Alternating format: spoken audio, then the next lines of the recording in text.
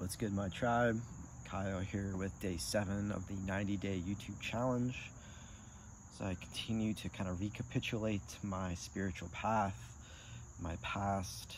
Yesterday I left off with the dark night of my soul, one of the more challenging periods of my life, where I kind of got out of control and started developing some of these unhealthy patterns and habits. And I was still in college at this time, and a lot of these habits ended up causing me to start to get some pretty bad grades.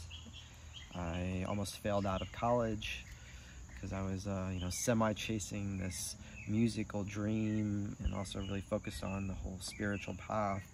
I didn't really care for, really want to focus on studies. The only reason why I was still in college and why I didn't drop out was because my parents, especially my dad, really wanted me to get a degree. So I stuck with it, and I came to a point where I had to choose a major, and I wasn't studying music anymore, so I ended up devoting my studies to environmental science. As I was becoming more healthy, I was using nature as a way to kind of ground into this reality, and I became aware of some of these permaculture practices and concepts. And I was just really excited about the possibility that permaculture held for building a more sustainable culture, something that was more in harmony and regenerative for nature, rather than something that was exploiting it or trying to destroy it. And so I figured if I had to be studying something professionally, I might as well help the earth and help our environment. I was already kind of into nature, being interested in the 60s revolution and sort of the hippie culture. But this is when I really started getting into the practices of gardening and composting and foraging, herbalism, holistic health, and just kind of going out into nature and connecting. And I also really started honing in on yoga, started really getting into shamanism.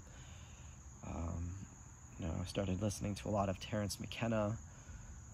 Terence was a brilliant philosopher, and it was a huge influence on me. Him and Ram Dass, I would probably say, are the two biggest influences and teachers in my own life. And so although I was getting these poor grades in college, and it kind of ended up costing me a lot of money, I had to retake a lot of courses and ended up spending a lot more time in college than I had planned on. But it wasn't all for nothing. I was also working a lot on myself and developing these skills of meditation and self-reflection.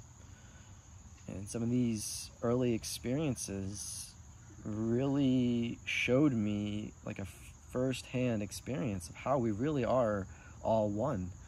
And there was plenty of times when I would experience other people as myself. It was like I could see myself in everyone. And those experiences really stuck with me.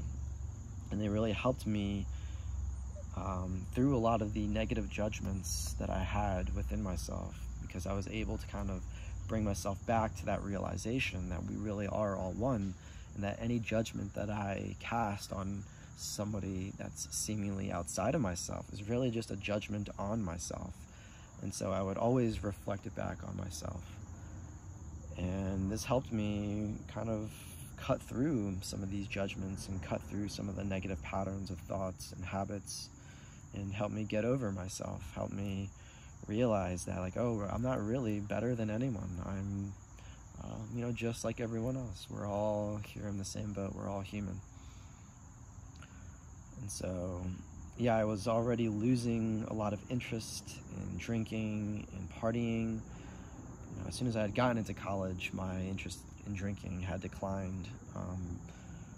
But the more that I got into yoga and became a vegetarian, the more I really started to feel that the harmful effects and the hangovers, and it just wasn't desirable for me at all. And so I strengthened my dedication to this path of yoga and ended up stumbling across the Wim Hof Method. And this is when things really started moving to the next level for me, because the Wim Hof Method really showed me the power of breathwork and really helped me tune in to a consistent daily practice. You know, it's one of the things that I found within myself was that I was very much liking to kind of pick and choose many different paths and many different practices, but I could never really just focus on one single practice daily. And the Wim Hof Method showed me that, and showed me the power of breath work.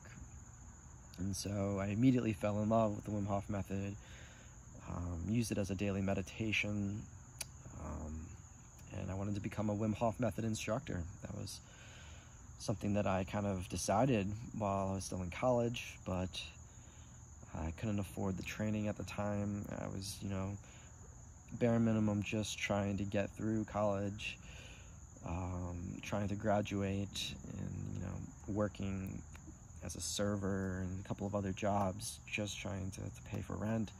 So I didn't have a whole lot of cash on me and, you know, to spare. So yeah, I guess we'll stop there for today with my adoption of the Wim Hof Method. And it really turned my life around and really helped me get on the path of regeneration and healing. So thank you all again for listening, for joining me here today. I wish you all love and light. I hope you are well, and may peace be with you.